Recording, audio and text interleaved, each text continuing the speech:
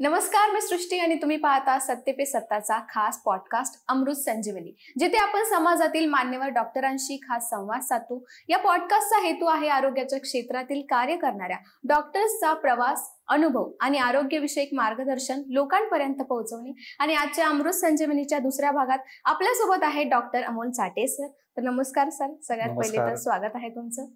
धन्यवाद। तर आज आपण होमिओपॅथी या उपचार पद्धतीवर सविस्तर चर्चा करणार आहोत। होमिओपॅथी म्हणजे काय, ती इतर उपचार पद्धतींपेक्षा कशी वेगळी आहे, कुठल्या आजारांवर ती प्रभावी ठरते आणि सामान्य माणसाने ती कधी आणि का निवडावी, या सगळ्या प्रश्नांची उत्तरं आपल्याला आज या पॉडकास्टच्या माध्यमातून मिळणार आहेत।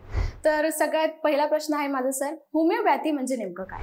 होमिओपॅथी हा शब्द दोन ग्रीक शब्दांपासून बनलेला आहे। होमिओज म्हणजे सिमिलर किंवा समान आणि पॅथोज म्हणजे दुःख।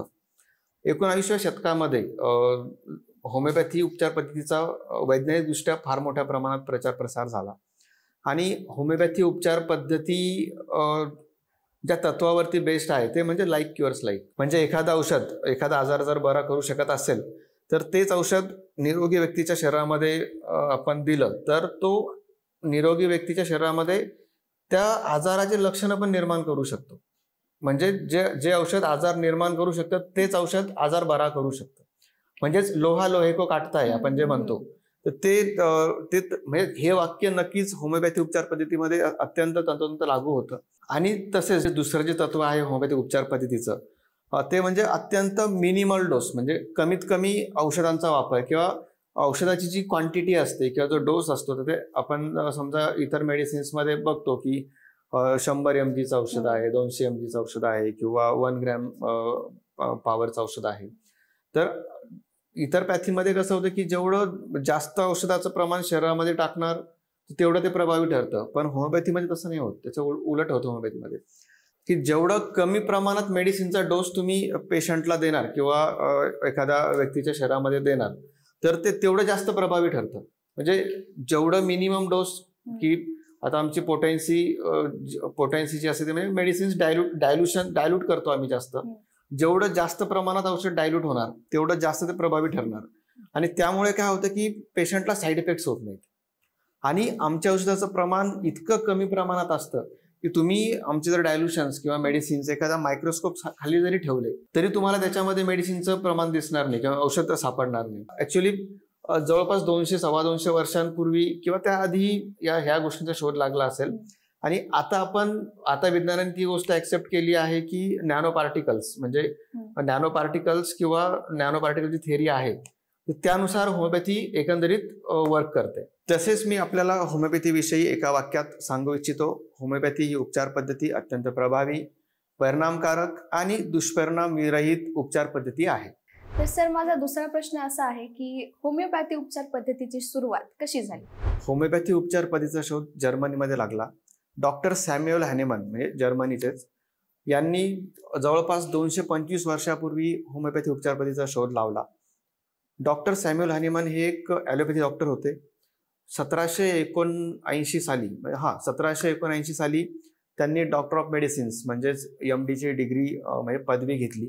त्या काळी विज्ञान, भौतिकशास्त्र आणि रसायनशास्त्र हे प्रगत होत होते, तरी पण वैद्यकीय क्षेत्रामध्ये सायंटिफिक गोष्टींचा किंवा वैज्ञानिक दृष्टिकोनाचा फार मोठा अभाव होता। म्हणजे त्या काळामध्ये वैद्यकीय क्षेत्रामध्ये फार मोठ्या प्रमाणात अंधश्रद्धा किंवा वैज्ञानिक दृष्टिकोन हा फार कमी होता। आपण त्याचे काही उदाहरणं बघू की म्हणजे त्या काळातल्या ज्या उपचार पद्धती होत्या म्हणजे शुद्धीकरण म्हणजे काय की शरीरातलं पूर्ण रक्त बाहेर काढणे आणि ते दुसरं रक्त त्याच्यामध्ये तयार होऊ देणे, किंवा आता एखाद्या अवयवामध्ये शरीराच्या आपल्या इन्फेक्शन जर असेल तर त्याला लोखंडी रॉड गरम करून त्याला चटके देणे। त्याच्यानंतर आता एखाद्या अवयवामध्ये आता हाताला इन्फेक्शन आहे एखाद्याचा तर तो पूर्ण हात उकळत्या तेलामध्ये टाकणे, अशा प्रकारच्या उपचार पद्धती त्या काळामध्ये फार प्रचलित होत्या। म्हणजे त्याच उपचार पद्धती होत्या। आणि ह्या उपचार पद्धतीमध्ये व्हायचं काय की पेशंटचा आजार बाजूला राहायचा, पण त्याला होणारा जो त्रास आहे किंवा त्याचे होणारे दुष्परिणाम आहेत हेच फार मोठ्या प्रमाणात होते।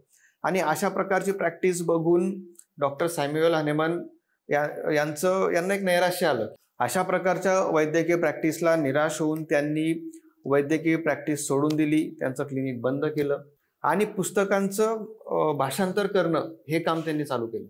मग obviously doctor Samuel Hahnemann doctor होते किंवा फार त्यांचा अभ्यास होता, तर त्यांनी वैद्यकीय पुस्तकं असतील किंवा सायंटिफिक काही पुस्तकं असतील, काही ग्रंथ असतील, याचं भाषांतर करण्याचं काम चालू केलं.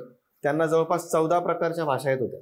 विल्यम कुलिन्स यांच्या अ ट्रियाटाइज ऑन मटेरिया मेडिका या ग्रंथाचं भाषांतर करत असताना डॉक्टर सॅम्युअल हॅनिमन यांनी एक पॅराग्राफ वाचला. त्याच्यामध्ये सिंकोना बार्क हे एक औषध आहे किंवा एक वनस्पती आहे जी मलेरिया या आजारावरती काम करते किंवा मलेरियाचा आजार त्यांनी बरा होतो. तर ते वाचत असताना त्या पॅराग्राफमध्ये असं लिहिलं होतं, सिंकोना बार्क ही वनस्पती मलेरियाचा आजार बरा करते, परंतु जेव्हा एखाद्या निरोगी व्यक्तीमध्ये सिंकोना बार्क दिलं जातं त्यावेळेस ती त्याच्या निरोगी व्यक्तीच्या शरीरामध्ये पण मलेरियासारखे लक्षणं तयार करते. आणि हीच गोष्ट डॉक्टर हॅनिमन यांच्या डोक्याला खटकली. त्यांनी ऍक्च्युअली त्यांना ते मान्यच होत नव्हतं की बाबा एखादी मेडिसिन आजार बरा करते आणि तीच मेडिसिन निरोगी व्यक्तीमध्ये आजार उत्पन्न करते तयार करते, हे कसं शक्य आहे. मग डॉक्टर सॅम्युअल हॅनिमन यांनी काय केलं की ते मार्केटमध्ये गेले. सिंकोना बार्कचं जे औषधी तत्व आहे त्याला आपण क्विनिन म्हणतो, म्हणजे आजही मलेरियावरती ते औषध वापरलं जातं क्विनिन. त्यांनी क्विनिन औषधाच्या 4 बाटल्या विकत आणल्या आणि स्वतःच घ्यायला चालू केलं. त्यांनी बरेच म्हणजे काही आठवडे त्यांनी ते सिंकोना बार्क क्विनिन जे मेडिसिन आहे ते स्वतःच सकाळ संध्याकाळ 2 टाइम ते घेत होते. आणि काही दिवसामध्ये खरंच त्यांच्या शरीरामध्ये मलेरियासारखे लक्षण दिसायला लागले. आणि मग सॅम्युअल हॅनिमन त्यांचं थोडंसं त्यांचे विचार सुरू झाले की अरे बाबा हे कसं शक्य आहे, याच्या मागे नेमकं शास्त्र काय, याच्या मागे कारण काय. आणि मग त्यांनी होमिओपॅथी शास्त्राचा अभ्यास सुरू केला. मग जे काही पुस्तकं होते त्या काळामध्ये, जे काही पुस्तकं अवेलेबल होते, त्यांनी मग नवीन ड्रग्स किंवा त्यांनी स्वतःच्या काही मेडिसिन्सच्या ट्रायल्स सुरू केल्या, क्लिनिकल ट्रायल्स सुरू केल्या. आणि असं करत करत जेव्हा त्यांच्या लक्षात आलं की मगाशी मी तुम्हाला सांगितलं की लाईक क्युअर्स लाईक, म्हणजे एखादं औषध आजारही बरा करतं आणि निरोगी व्यक्ती शरीरामध्ये ते औषध आजार तयारही करतं, हे तत्व त्यांनी शोधून काढलं. आणि जवळपास 10-15 वर्ष त्यांनी त्याच्यावरती स्टडी केला. आणि फायनली माझ्या मते 1796-97च्या आसपास त्यांनी होमिओपॅथीवरती पहिला पेपर पब्लिश केला. आणि जसा पेपर पब्लिश झाला होमिओपॅथीवरती, पहिला पेपर जे डॉक्टर सॅम्युअल हॅनिमननी पब्लिश केला, पूर्ण जगामध्ये वैद्यकीय क्षेत्रामध्ये एक खळबळ उडाली. आणि त्यावेळेस जे प्रचलित उपचार पद्धती होती जगामध्ये, ज्यांचा प्रभाव होता, म्हणजे obviously allopathy. Doctor Samuel Hahnemann यांनी जसं काहीतरी मोठं पाप केलेलं आहे अशा पद्धतीने त्यांच्यावरती टीका सुरू झाली. पूर्ण जगामध्ये डॉक्टर सॅम्युअल हॅनिमनच्या विरोधामध्ये लेख लिहिण्यात आले. त्या काळामध्ये जे काय मॅगझिन्स होते, न्यूजपेपर्स होते, जो काय मीडिया होता, म्हणजे एक वादळ उठलं होमिओपॅथीच्या विरोधामध्ये आणि डॉक्टर सॅम्युअल हॅनिमनच्या विरोधामध्ये. म्हणजे आज आपल्याला जे काही चित्र दिसतं की होमिओपॅथीच्या विरोधामध्ये, ऑब्व्हियसली आजही तेच वादळ आहे. तर हे होमिओपॅथीच्या नशिबाला त्या काळापासून आहे. म्हणजे होमिओपॅथीच्या उत्पन्नापासून, जन्मापासून ते आजपर्यंत होमिओपॅथीला एक म्हणजे होमिओपॅथीचं नशीबच खराब आहे की त्यांना एक विरोध सहन करावा लागत आलेला आहे आतापर्यंत. तर अशा प्रकारे 17व्या शतकामध्ये डॉक्टर सॅम्युअल हॅनिमन यांनी होमिओपॅथीचा शोध लावला. आणि जवळपास आज 225 वर्ष होमिओपॅथीला पूर्ण होत आहेत. आणि अशा प्रकारे मागच्या 225 वर्षामध्ये होमिओपॅथी उपचार पद्धती त्याच्या गुणधर्मामुळे टिकली आहे. तर सर, आता सध्या होमिओपॅथीचं जागतिक स्तरावर काय स्थिती आहे? जसं की आता आपण बोललो की जवळपास 225 वर्षापूर्वी होमिओपॅथी शास्त्राचा शोध लागला किंवा डॉक्टर सॅम्युअल हॅनिमन यांनी होमिओपॅथी शास्त्राला इंट्रोड्यूस केलं जगासमोर. तिथून जो विरोध सुरू झाला तो आजतागायत ऑब्व्हियसली कायम आहे. आजही WHO असेल किंवा म्हणजे खूप साऱ्या ॲलोपॅथी मेडिसिन कंपन्या असतील, डॉक्टर्स असतील, आजही होमिओपॅथीच्या नावाने रोज खडे पडतो. त्यांचा दिवसच सुरू होतो होमिओपॅथीच्या नावाने खडे पडतो. तरी सुद्धा होमिओपॅथी इतके वर्ष नक्कीच टिकलेली आहे. आणि ती फक्त टिकली लोकांच्या विश्वासावरती आणि आपला जो प्रभाव आहे त्या गोष्टीवर. आजपर्यंत कोणत्याही देशामध्ये होमिओपॅथी राजाश्री मिळाला नाही, परंतु डॉक्टरांचा विश्वास आणि लोकांचा विश्वास, म्हणजे लोकांना ऑब्व्हियस खरंच फरक पडत गेला औषधांनी. आणि त्यामुळे जगामध्ये आजही होमिओपॅथी टिकलेली आहे. जवळपास 80 देशांमध्ये आज होमिओपॅथी लीगल आहे. बरोबर, म्हणजे लीगल म्हणजे काय होतं की बऱ्याचशा देशांमध्ये किंवा बऱ्याचशा देशांमधल्या काही राज्यांमध्ये, म्हणजे अमेरिकेमध्ये काही राज्यांमध्ये होमिओपॅथी लीगल आहे आणि काही राज्यांमध्ये नाहीये. की जिथं जे सरकार असतं प्रत्येक राज्यामध्ये किंवा देशामध्ये, त्या सरकारची विचारसरणी ॲलोपॅथीकडे झुकलेली असेल तर तिथे होमिओपॅथीला नक्कीच दाबण्यात येतं. आणि जिथं ज्या सरकारची विचारसरणी होमिओपॅथीच्या बाजूनी पॉझिटिव्ह असते तिथे होमिओपॅथीला चांगला दर्जा मिळतो. की जसं भारतामध्ये की जेव्हा आता सध्याचं जे सरकार आहे या सरकारने होमिओपॅथीला खूप सपोर्ट केलाय आणि यापूर्वी जे सरकार होते त्या लोकांनी ॲलोपॅथीला जास्त फ्लोरिश केलं होतं किंवा त्यांना सपोर्ट केला होता.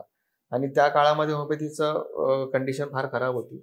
परंतु मागच्या 10-11 वर्षामध्ये आपण बघतोय की आयुष मंत्रालय असेल किंवा भारत सरकार असेल खूप चांगल्या प्रकारे होमिओपॅथीला सपोर्ट करतायत, होमिओपॅथीसाठी नवीन नवीन योजना आणतायत. आणि होमिओपॅथीला काही ठिकाणी तर सरकारी नोकऱ्यांमध्ये पण होमिओ डॉक्टरांना स्थान देण्यात आलेलं आहे. म्हणजे आपल्याला त्या राजकारणामध्ये जायचं नाहीये. आपला मूळ मुद्दा हा आहे की जागतिक स्तरावरती होमिओपॅथीची स्थिती काय आहे. तर जवळपास 80 देशांमध्ये आज होमिओपॅथी एक प्रभावी उपचार पद्धती म्हणून समोर आलेली आहे. जगातली ॲलोपॅथी नंतर सर्वात मोठी दुसरी जी पॅथी आहे ती होमिओपॅथीच आहे. म्हणजे पॅथी तर भरपूर आहेत, आयुर्वेदिक असेल, चायनीज मेडिसिन आहेत आणि अजून बऱ्याचशा उपचार पद्धती परिषद युनानी आहे. तर यामध्ये ॲलोपॅथी नंतर जगात जर दुसरी कोणती उपचार पद्धती असेल प्रभावी तर ती होमिओपॅथीच आहे.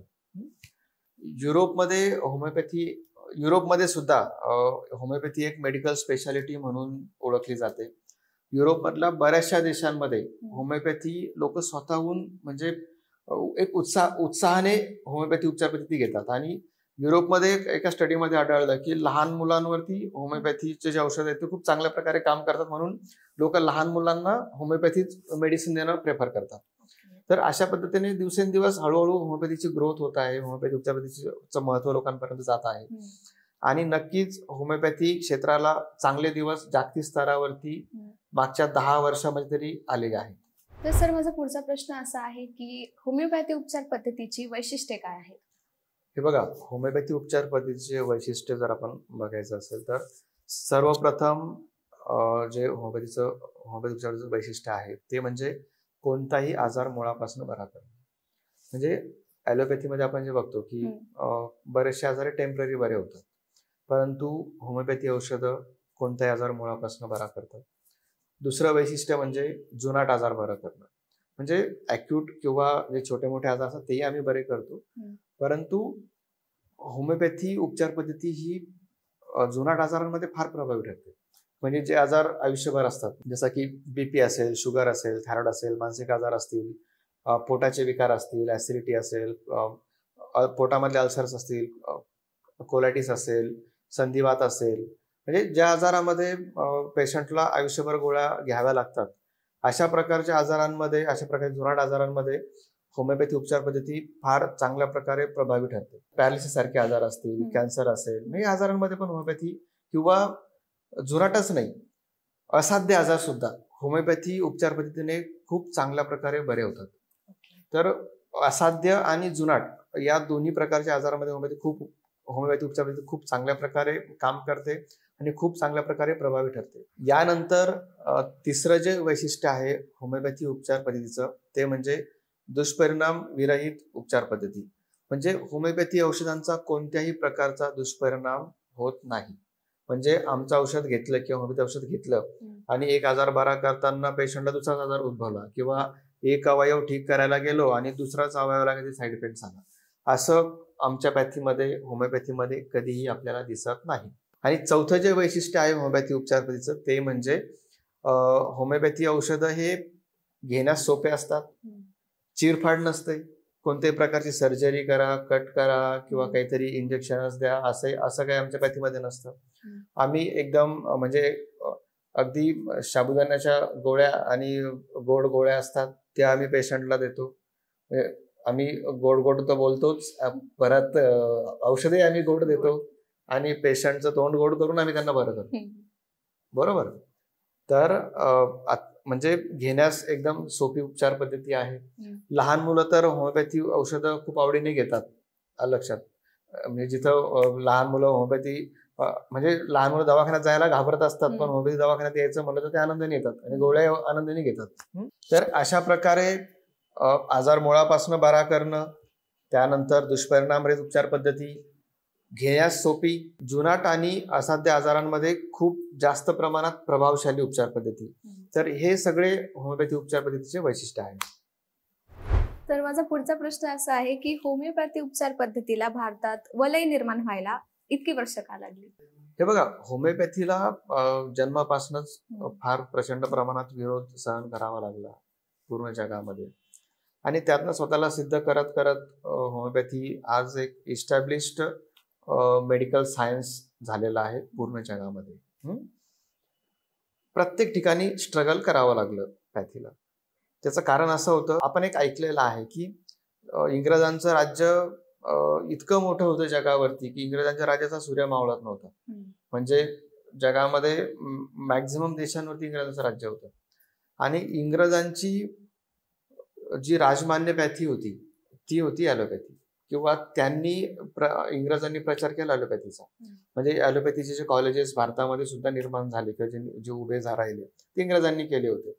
1857ला भारतामध्ये पहिलं मेडिकल कॉलेज म्हणजे जे मेडिकल कॉलेज मुंबई येथे सुरू झालं ते इंग्रजांच्या काळातले.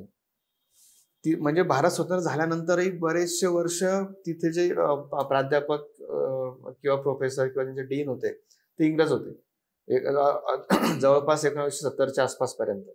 म्हणजे जगामध्ये बऱ्याचशा देशांमध्ये इंग्रजांचं राज्य असल्यामुळे त्यांनी प्रचार केला ॲलोपॅथीचा, आणि जिथे जिथे इंग्रजांचं राज्य होतं त्या देशांमध्ये हळूहळू उठाव सुरू झाले, ते देश स्वतंत्र झाले. परंतु झालं असं की यांनी जी एक मेडिकल सिस्टीम उभी केली होती, तर नवीन सरकार आल्यानंतर लगेच तर त्यांना ती मेडिकल सिस्टीम चेंज करता येत नव्हती. म्हणून बऱ्याचशा देशांमध्ये झालं, म्हणजे बऱ्याचशा काय मॅक्झिमम जगामध्ये तेच झालं की यांनी जे इन्फ्रास्ट्रक्चर उभं केलं होतं मेडिकल सिस्टीमचं किंवा वैद्यकीय शास्त्राचं, ते इन्फ्रास्ट्रक्चर तिथल्या नवीन सरकारला तसंच कंटिन्यू करावं लागलं, आणि त्यामुळे जे राजाशाही जे होता परत ॲलोपॅथीच्याच पारड्यामध्ये पडला. आता आपण भारताचं उदाहरण घेऊ. भारतामध्ये आपली वर्षानुवर्ष म्हणजे अनादी काळापासून आपल्याकडे जी उपचार पद्धती ती आयुर्वेदिक होती. म्हणजे आपल्या रामायण महाभारतामध्ये सुद्धा आपल्याला आयुर्वेदाचं महत्व दिसतं, किंवा त्यावेळेसचे पण ग्रंथांमध्ये आयुर्वेदाविषयी लेख आहेत किंवा जे काही संदर्भ आहेत. 1857ला पहिलं मेडिकल कॉलेज सुरू झालं, म्हणजे म्हणजे मॅक्स टू मॅक्स 150-200 वर्षापूर्वी ॲलोपॅथी 150-200 वर्षापूर्वी ॲलोपॅथी भारतामध्ये आली. परंतु आजही वर्चस्व जे आहे ते ॲलोपॅथीचं आहे, आणि आपलं आयुर्वेदिक कुठेतरी काळाच्या ओघामध्ये मागे पडलं. आपल्या आयुर्वेदिकला सुद्धा पाहिजे तेवढा राजाश्रय मिळू शकला नाही, आणि आयुर्वेदावरतीच आपण इतके वर्ष तरलो. आपल्या देशामध्ये आयुर्वेद जुन्या काळापासून आहे. इथेही तेच झालं. इंग्रजांनी 150 वर्ष राज्य केलं, आणि जेव्हा इंग्रज भारत सोडून गेले तर त्यावेळेस जे नवीन सरकार आलं त्यांनी बऱ्याचशा क्षेत्रामध्ये इंग्रजांच्याच पॉलिसीज कंटिन्यू केल्या. त्याच्यामध्ये वैद्यकीय क्षेत्रही होतं की त्यांनी तेच मेडिकल कॉलेजेस, त्याचे इन्फ्रास्ट्रक्चर कंटिन्यू केलं, आणि जे सरकारी फंडिंग्स होत्या किंवा जे सरकारी निधी होते ते सगळे ऑब्व्हियसली ॲलोपॅथीच्याच पार्ट्यामध्ये पडले. परंतु त्यानंतर काय झालं की ॲलोपॅथीला तर राजाश्रय मिळाला, म्हणजे त्यांना एक वारसा मिळाला इंग्रजांकडनं प्रत्येक देशांमध्ये, पूर्ण जगामध्ये. परंतु या काळामध्ये कुठेतरी आयुर्वेदिक असेल, होमिओपॅथिक असेल, युनानी असेल, चायनीज मेडिसिन असेल, या प्रकारच्या उपचार पद्धती कुठेतरी मागं पडत गेला. कारण की त्यांना पाहिजे तेवढं फंडिंग, पाहिजे तेवढा सरकारचा सपोर्ट मिळाला नाही. आणि ऑब्व्हियसली कोणतंही क्षेत्र असेल, सरकार म्हणजे त्या देशातल्या सरकार सपोर्ट नसेल तर ते उभारी घेऊ शकत नाही. आणि त्यामुळे झालं असं की होमिओपॅथीला स्वतःचं स्थान निर्माण करण्यासाठी जे स्ट्रगल करावं लागलं. ऑब्व्हियसली आर्थिक म्हणजे कोणत्याही क्षेत्रामध्ये तुमच्याकडे जर पैसा नसेल तर क्षेत्रावरती येऊ शकत नाही, आणि गव्हर्नमेंटकडनं फंडिंग्स मिळाले नाही, किंवा इन्फ्रास्ट्रक्चर पाहिजे तेवढ्या प्रमाणात उभं राहिलं नाही सरकारकडनं, आणि ऑब्व्हियसली त्याच्यामुळे होमिओपॅथीमध्ये पोटेन्शियल असताना कुठेतरी पॅथी मागं पडत गेली. परंतु होमिओपॅथीमध्ये पोटेन्शियल होतं, पॅथीमध्ये दम होता, आणि त्यामुळे पॅथी टिकली, लोकांच्या विश्वासावर टिकली, डॉक्टरांच्या विश्वासावर टिकली. जे काही डॉक्टरांनी पॅथी टिकवून ठेवली, लोकांना मेडिसिन देत गेले, लोकांना फरक पडला, लोकांचा विश्वास निर्माण राहिला. म्हणजे डॉक्टरांच्या आणि पेशंटच्या विश्वासावरच पॅथी उभी राहिली, इतके वर्ष तरली. म्हणजे या गोष्टीमध्ये हाच एक मेन फॅक्टर आहे. तर तुम्ही जो प्रश्न विचारला होता की होमिओपॅथी उपचार पद्धतीला वलय निर्माण करायला इतके वर्ष का लागली, तर ऑब्व्हियसली इतक्या वर्षामध्ये होमिओपॅथीला राजाश्रय मिळाला नाही, पाहिजे तेवढं फंडिंग्स मिळालं नाही आणि पाहिजे तेवढं इन्फ्रास्ट्रक्चर उभं राहिलं नाही किंवा करता आलं नाही फंडिंग्स असल्यामुळे. आणि त्यामुळे होमिओपॅथीला वलय निर्माण करायला इतके वर्ष लागली. परंतु होमिओपॅथीमध्ये एक पोटेन्शियल होतं, लोकांमध्ये विश्वास निर्माण करण्याचं पोटेन्शियल होतं. तो विश्वास निर्माण झाला, टिकला आणि त्यामुळे उशिरा का होईना पण आता होमिओपॅथीला चांगले दिवस आलेले आहेत आणि एक खूप मोठ्या प्रमाणात वलय निर्माण झालेलं आहे. तर सर, माझा पुढचा प्रश्न असा आहे की होमिओपॅथी उपचार पद्धतीमध्ये कोणते कोणते आजार बरे होऊ शकतात? हे बघा, होमिओपॅथी उपचार पद्धतीमध्ये सर्व आजार बरे होतात. म्हणजे एक गैरसमज आहे की बाबा होमिओपॅथी उपचार पद्धतीमध्ये फक्त जुनाटच आजार बरे होतात. असं नाहीये. म्हणजे अगदी सर्दी खोकल्यापासून तर कॅन्सर पर्यंत सर्व प्रकारचे अॅक्यूट प्लस क्रॉनिक, म्हणजे कमी कालावधीचे सर्दी खोकला परस वगैरे आपण कमी कालावधीचे आजार म्हणतो, तसेच क्रॉनिक म्हणजे जुनाट आजार, तर सगळ्या प्रकारचे आजार होमिओपॅथी उपचार पद्धतीने बरे होऊ शकतात. तर माझा पुढचा प्रश्न असा आहे की आज लोकांमध्ये होमिओपॅथी उपचार पद्धतीबद्दल कुठले कुठले गैरसमज आहेत? हे बघा, होमिओपॅथी उपचार पद्धतीबद्दल लोकांमध्ये खूप मोठ्या प्रमाणात गैरसमज आहे. आणि कसं असतं की दोन गोष्टी असतात की गैरसमज निर्माण होणं आणि गैरसमज पसरवले जाणं. तर होमिओपॅथी विषयी गैरसमज निर्माण झालेले नाही आहेत, होमिओपॅथी विषयी गैरसमज पसरवण्यात आलेले आहेत. आता ते कोणी केलं? कॉम्पिटिशन. ऑब्व्हियसली नंबर 1 ची पोझिशन टिकवायची आहे, तर मग नंबर 2 विषयी तुम्हाला गैरसमज पसरावे लागतील, तरच तुम्ही ती पोझिशन मेंटेन करू शकता, असा एक समज असतो. परंतु तसं नसतं. ज्याच्यामध्ये पोटेन्शियल आहे, ज्याच्यामध्ये ताकद आहे, ती गोष्ट कधी ना कधी नंबर 1 ला येणारच, लक्षात. तर होमिओपॅथी विषयी फार मोठ्या प्रमाणात गैरसमज पसरवण्यात आलेले आहेत ॲलोपॅथिक मेडिसिन कंपन्यांनी. म्हणजे लोकांचा ब्रेन वॉश करून ठेवलाय. जसं की होमिओपॅथी विषयी काय गैरसमज आहे की बाबा होमिओपॅथी उपचार पद्धतीने किंवा होमिओपॅथिक औषधांनी आजार भरायला खूप वेळ लागतो. होमिओपॅथी औषधांमध्ये मेडिसिनच नसतात, फक्त पाणीच असतं. होमिओपॅथी उपचार पद्धती एक स्युडोपॅथी आहे किंवा होमिओपॅथिक मेडिसिन्स म्हणजे फक्त प्लॅसिबोच असतात. होमिओपॅथी उपचार पद्धतीमध्ये होमिओपॅथी डॉक्टर स्टिरॉइड्स वापरतात.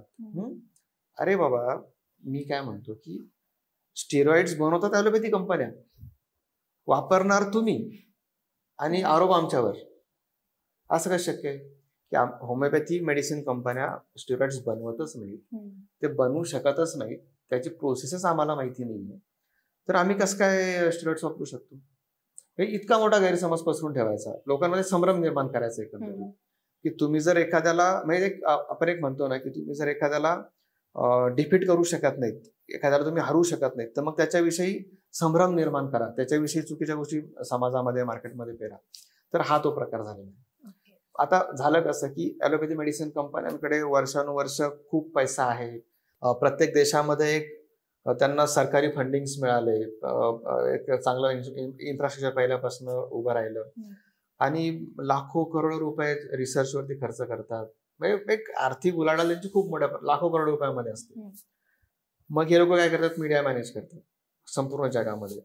एखादी काहीतरी 20-25 पेशंटमध्ये क्लिनिकल ट्रायल्स घेतात आणि त्याचा निकाल असा सांगतात की बाबा आम्ही 50 लोकांना होमिओपॅथिक मेडिसिन दिलं, दुसऱ्या 50 लोकांना ॲलोपॅथिक मेडिसिन दिलं आणि काही लोकांना आम्ही प्लॅसिबो दिले. प्लॅसिबो म्हणजे औषध नसलेली गोळी.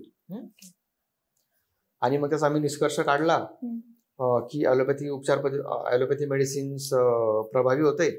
होमिओपॅथी उपचारांमध्ये आम्हाला इतक्या कमी प्रमाणात लोकांना फरक पडला आणि होमिओपॅथी मेडिसिन आम्ही ज्या लोकांना दिले त्याच्यापेक्षा जास्त प्रभावी तर प्लॅसिबो ठरलं.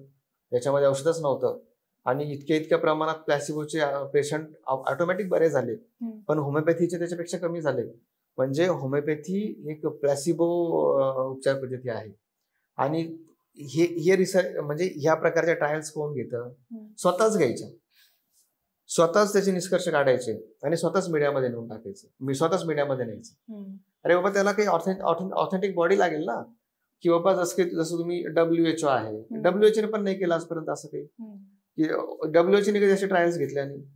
हे स्वतःच प्रायव्हेट संस्था असतात, काही प्रायव्हेट संघटना असतात त्यांच्या, त्याच काहीतरी 5-50 लोक जमा करतात, खोट्या ट्रायल्स घेतात आणि खोटे निष्कर्ष मीडियामध्ये पसरून टाकतात. पूर्ण जागतिक लेवलवरती करतात, वर्ल्ड मीडियामध्ये टाकतात, न्यूजपेपरमध्ये तशा बातम्या पेरतात. आता या सगळ्या गोष्टींना विरोध आजपर्यंत काय झाला नाही?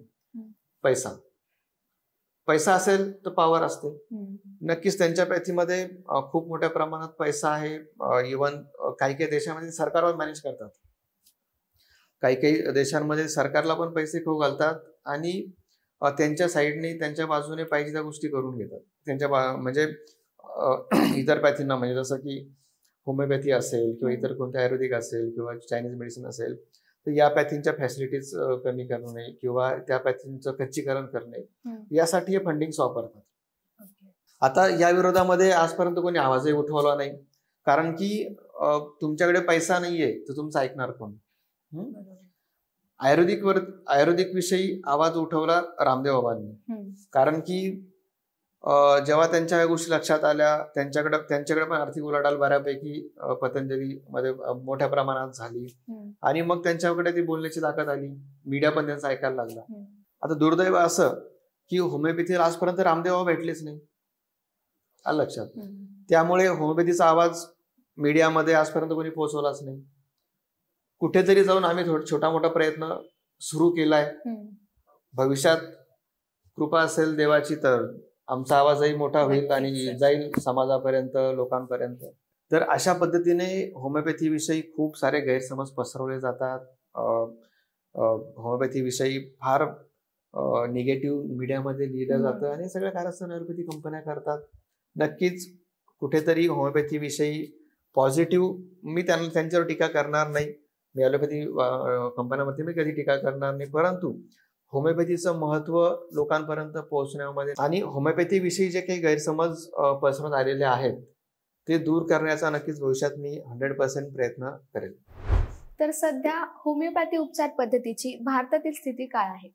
हे बघा, भारतातली जी स्थिती आहे होमिओपॅथिक उपचार पद्धतीची ती फार स्ट्रॉंग आहे. म्हणजे मी तर म्हणेल की भलेही होमिओपॅथीचा जन्म जर्मनीमध्ये झाला, परंतु होमिओपॅथी रुजली, बहरली, फुलली ती भारतामध्ये. की जगामध्ये माझ्या मते भारतातच म्हणजे जागतिक लेवलवरती जर आपण विचार केला तर भारतामध्ये सर्वात जास्त नंबर ऑफ डॉक्टर्स होमिओपॅथीचे भारतामध्ये आहे. आज जवळपास 3.5 लाख रजिस्टर्ड मेडिकल प्रॅक्टिशनर्स होमिओपॅथीचे आहेत भारतामध्ये. 277 होमिओपॅथिक मेडिकल कॉलेजेस आहेत. भारत सरकारचं एक वेगळं मंत्रालय म्हणजे आयुष मंत्रालय होमिओपॅथीसाठी कार्यरत आहे. त्यानंतर 384 होमिओपॅथिक मेडिसिन कंपन्या भारतामध्ये आहेत. आज भारतामध्ये ऑब्व्हियसली ॲलोपॅथी नंतर सेकंड नंबरची जी पॅथी आहे ती होमिओपॅथीच आहे आणि भारतीयांनी म्हणजे जवळपास 57% भारतीय कोणत्या ना कोणत्या आजारासाठी होमिओपॅथी औषधं नियमित घेतात. म्हणजे हा खूप मोठा आकडा आहे. 57% भारतीय म्हणजे आज किती करोड झाले, म्हणजे 100-150 कोटी जर आपली लोकसंख्या असेल तर माझ्या मते 50 करोडच्या वरती तरी भारतीय होमिओपॅथी उपचार पद्धती घेतात, म्हणजे होमिओपॅथी औषधं घेतात. त्यामुळे ऑब्व्हियसली भारतामध्ये होमिओपॅथी उपचार पद्धती फार स्ट्रॉंग आहे आणि खूप चांगल्या प्रकारचा बेस होमिओपॅथीने तयार केलेला आहे इतक्या वर्षामध्ये आणि तेही राजाचे असताना. आणि इथून पुढच्या काळात म्हणजे आता तर कुठे होमिओपॅथीचे चांगले दिवस चालू झाले, तर इथून पुढच्या काळामध्ये तुम्हाला नक्कीच दिसेल की होमिओपॅथी खूप चांगल्या प्रकारे टफ फाईट देणार आहे ॲलोपॅथीला. तर सर, माझा पुढचा प्रश्न असा आहे की होमिओपॅथी उपचार पद्धती इतके वर्ष राजाश्रय नसतानाही कशी काय टिकली? हे बघा, भारतामध्ये जवळपास 1910च्या आसपास होमिओपॅथीच्या पद्धती आली. म्हणजे काही जर्मन लोक कलकत्त्यामध्ये काही कामासाठी आले होते किंवा काही त्यांचं मिशन होतं त्यासाठी आले होते आणि ते सोबत येताना त्यांची पॅथी सोबत घेऊन आले. मग त्यांनी लोकांना मेडिसिन द्यायला चालू केलं किंवा ते लोक जायचे, बाबा हा आजार आहे वगैरे, मेडिसिन्स लोक घ्यायचे, त्यांना फरक पडायचा. आणि त्यामुळे आपण जे बघतो की कलकत्ता किंवा पश्चिम बंगालमध्ये होमिओपॅथीचा बेस खूप स्ट्रॉंग आहे.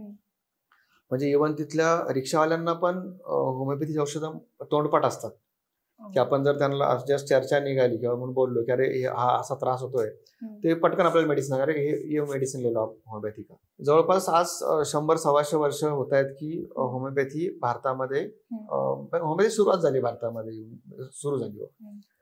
इतके वर्ष होमिओपॅथी राजाश्रय नव्हता, म्हणजे कोणत्याही प्रकारचं सरकारचं लक्ष पॅथीवरती नव्हतं. म्हणजे माझ्या मते आयुष मंत्रालय चालू होऊन पण एक 20-25 वर्षच झाले असतील. त्याआधी तर कोणत्याच प्रकारे काही सपोर्ट होमिओपॅथीला भेटला नाही. परंतु तुमचा जो प्रश्न आहे की मग कोणताही सपोर्ट नसताना पॅथी टिकली कशी, तर पॅथी टिकली रिझल्ट्सवर, की स्वतःचे रिझल्ट्स 100% होते आणि त्यामुळे लोकांमध्ये विश्वास निर्माण झाला आणि तो विश्वास टिकला. की स्वतःचे रिझल्ट्स आणि लोकांचा विश्वास, ह्या दोनच गोष्टीवरती होमिओपॅथी आजपर्यंत 200-225 वर्ष जगामध्ये आणि 100 ते 125 वर्ष भारतामध्ये टिकलेली आहे. ओके, तर धन्यवाद सर तुमचा वेळ दिल्याबद्दल. तुमच्या मार्गदर्शनातून नक्कीच आपल्या प्रेक्षकांचा होमिओपॅथीकडे बघण्याचा दृष्टिकोन बदलेल अशी अपेक्षा आहे. तर भेटूयात अमृत संजीवनीच्या पुढील भागात.